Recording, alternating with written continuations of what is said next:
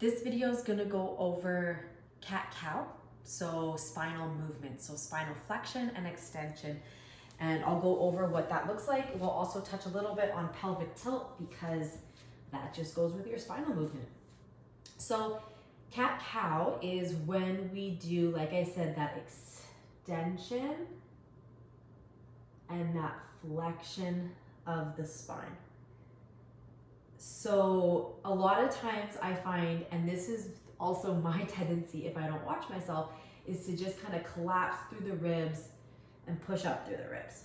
So this is how I used to do my cat-cows until I figured out the proper way and kind of worked on some of the blind spots that I have. So how it should feel, or not maybe should, but a different way of looking at it is we can start the movement from the pelvis.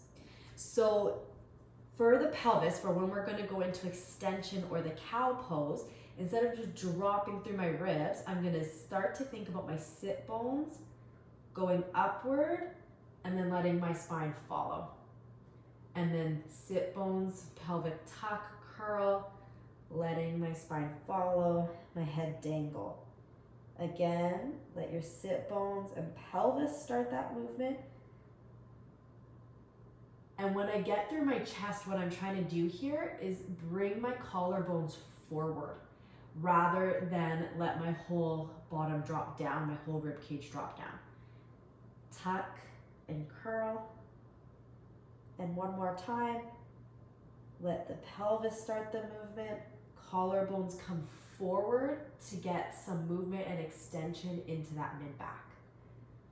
Sometimes it's also just fun to play around finding a neutral spine. So kind of the point between the two. So again, that's where you might find some blind spots in your pelvis.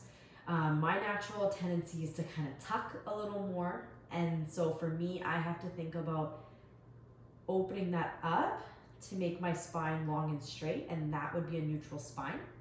Another thing to think about, I guess I'm giving you so many things to think about, but another thing to think about is to not let your shoulder blades go up to your ears, hunch down.